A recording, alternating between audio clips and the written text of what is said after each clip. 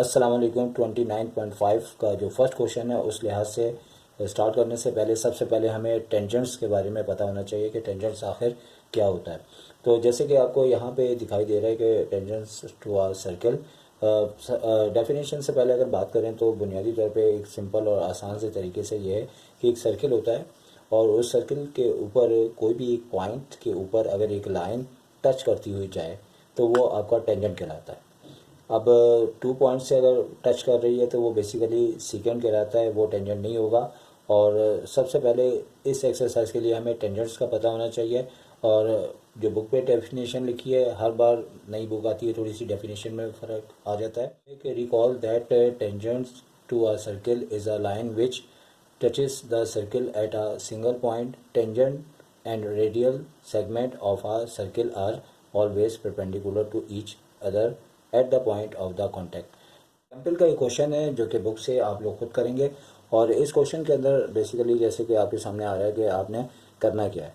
Draw two direct common tangents to two equal circle with the centres at points A and B and having radius 3 centimetre such that A B 8 centimetre. अब सबसे पहले हमें करना यह है कि याद रखें, जैसे कि मैंने कह दिया है कि आपके पास यहाँ पे बुनियादी तौर पे दोनों का रेडियस सर्किल का सेम है। सबसे पहले उन्होंने दो रेडियस के दरमियान एक 8 सेंटीमीटर का डिस्टेंस दिया है। तो आपने सबसे पहले करना यह है कि आपने 8 सेंटीमीटर का डिस्टेंस को यहाँ पे प्लॉट करना है। तो बुनियादी तौर पे एक ही तरीका कार है इसका, लेकिन चूँकि यहाँ पे दो तरीक़ेकार इसलिए बन रहे हैं कि हमारे पास सेम रेडियस के सर्किल के ऊपर हमारे पास 2 पॉइंट्स आ जाते हैं। अब सबसे पहले इन्होंने इसका जो नेम दिया है, एक दिया है ए बी, और ए बी यानी कि इस पॉइंट को हम ए कह देंगे और इस पॉइंट को हम बी कह देंगे।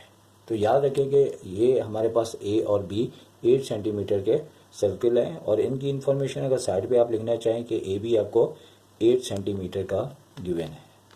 तो 8 सेंटीमीटर का गिवन होने के बाद ए के ऊपर भी हम 3 सेंटीमीटर मेजरमेंट करके एक सर्किल बनाएंगे। तो हमें स्केल की बदौलत यहाँ पे इसको मेजरमेंट करना होगा कि आपका सर्किल 3 यूनिट्स के इक्वल है। तो स्केल के ऊपर आप 3 यूनिट को ऐसे मेजर करेंगे आप कि आपके पास स्केल पे जो 3 यूनिट बन रहा है आपने उसको मेजरमेंट करना है और जितना भी देंगे उतना मेजरमेंट इसको करेंगे। और करने के बाद एक सर्किल आपने ए पे बना देना है, जो कि बिल्कुल आपको पता है कि सर्किल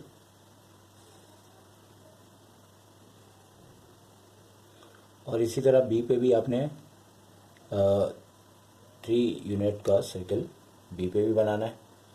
अब ये दो आपके पास सर्किल हैं और इनके ऊपर आपने डायरेक्ट कॉमन टेंजेंट को प्लॉट करना है। अब रेडियस सेम होने की वजह से जो इसकी टेक्निक है वो इस तरह से है कि आपको ए पे और बी पे तमाम पॉइंट्स आपके पास कंस्ट्रक्शन के ऊपर जो है मतलब लिखे जाएंगे। और हमारे क्वेश्चन का स्टाइल जो होगा वो जैसे कि आपको दिखाई दे रहा है कि आपने गिवन के अंदर लिख देना है कि 2 इक्वल सर्कल्स हैं जिसका रेडियस 3 सेंटीमीटर है और उनके सेंटर्स का 8 सेंटीमीटर डिस्टेंस है। इसी तरह रिक्वायर्ड के अंदर आपने कह देना है to draw 2 direct common tangent, जो हमारा टास्क है।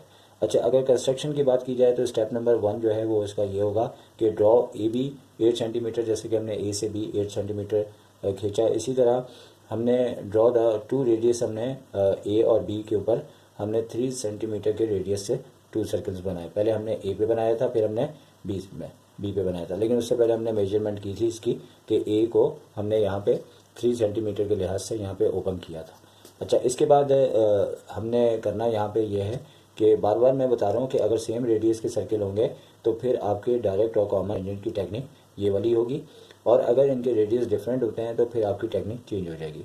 बेसिकली जो इसका ओरिजिनल तरीका है वहाँ पे रेडियस का डिफरेंस लेते हैं और डिफरेंस लेने के बाद हम बड़े वाले सर्किल के बीच में एक छोटा सर्किल बनाते हैं। अब चूँकि दोनों के रेडियस सेम होने की वजह से इसका जो डिफरेंस है वो ज़ीरो आता है, जिसकी वजह से वो टेक्निक यहाँ पे ड्रॉप हो जाती है और हमें इसको चेंज करना पड़ता है। और ट्रांसफ़र तो बखैर बन जाएगा लेकिन डायरेक्ट कॉमन आपका नहीं बन सकेगा।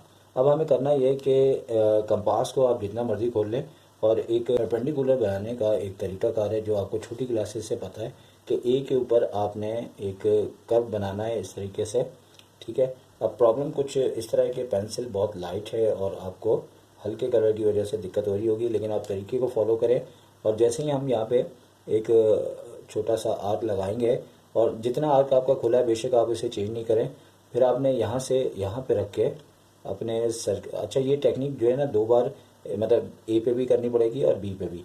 अब यहाँ पे हमने आर्क लगाया और यही फासला लेके इसके बाद हमने यहाँ पे रख के आर्क लगाना है।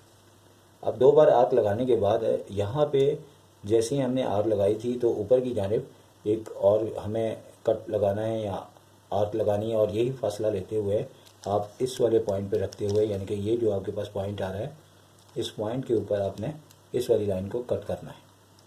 अब जहाँ से ये कट होगी तो बेसिकली जहाँ से ये लाइन कट होगी वहाँ से आपको जो है एक टिप यहाँ से ड्रॉ करनी है, जो कि पॉइंट ए और इस वाले पॉइंट्स को टच करती हुई हम ऊपर से लेके नीचे तक ले जाएंगे।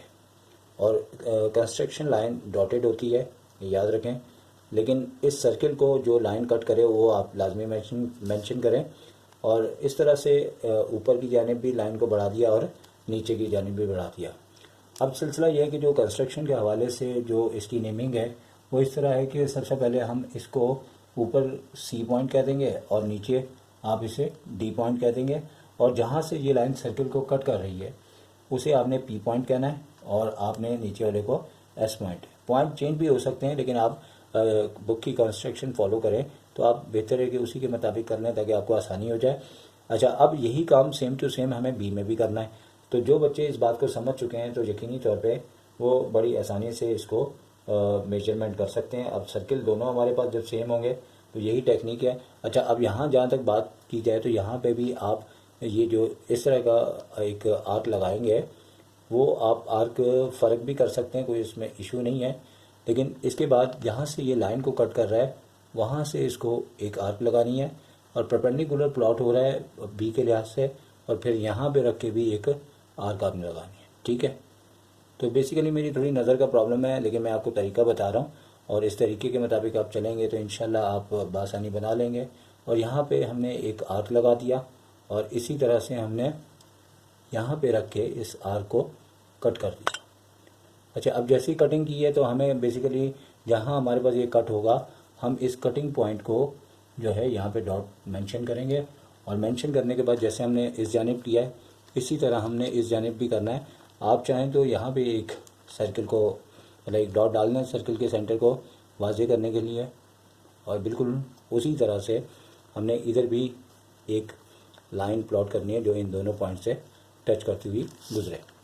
और जहाँ तक इसके नेम का ताल्लुक है तो यहाँ पे भी आपने इसका नेम इसको ई पॉइंट और नीचे जो है आपके पास एफ पॉइंट आ जाएगा। और जहाँ से ये सर्किल को कट कर रही है ये पॉइंट आपका जो है आप इस पॉइंट को ओ ले लें और नीचे वाले पॉइंट को टी कर लें। ठीक है, और इस तरीके से आपके पास ये पॉइंट आ चुके हैं। अब हमें करना क्या है कि बेसिकली टेंजेंट्स को प्लॉट करना है। तो टेंजेंट को जैसे ही हम प्लॉट करेंगे यहाँ पे, और इस पॉइंट को ओ के बजाय बुक के लिहाज से 2 ले। अब आपने करना यह है कि यहाँ से जो दोनों सर्किल के टचिंग पॉइंट्स आ रहे हैं इन्हें हाईलाइट करते हुए पहला टेंजेंट आपने इस तरह से प्लॉट करना है कि यहाँ से दोनों डॉट्स को देखते हुए एक लाइन प्लॉट करेंगे जो कि ये पहला टेंजेंट हो जाएगा। और इसी तरह से यहाँ पे भी टॉप पे नंबर 1 और नंबर 2 इसको देखते हुए हमने टॉप पे, यानी कि दोनों को यहाँ पे जैसे टॉप पे नज़र आ रहा है यहाँ से भी आ रहा है एक, यहाँ से ये सेकंड आपका टेंजेंट हो जाएगा और दोनों टेंजेंट्स एक दूसरे के पैरेलल होंगे।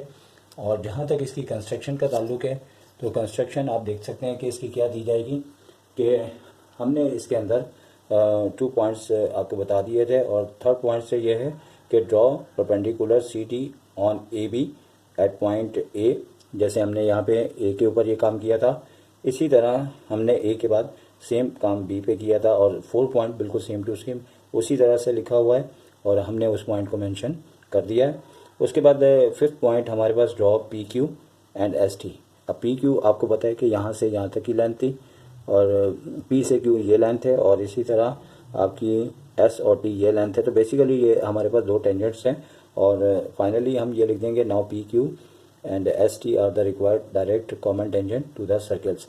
इस तरीके से ये क्वेश्चन हमारा कंप्लीट हो जाता है उम्मीद है कि ये क्वेश्चन आपको समझ आ चुका होगा। अब इंशाल्लाह आपको हम थोड़ी देर के बाद सेकंड भी क्वेश्चन वीडियो पे डाल के दे देंगे। अल्लाह हाफ़िज़।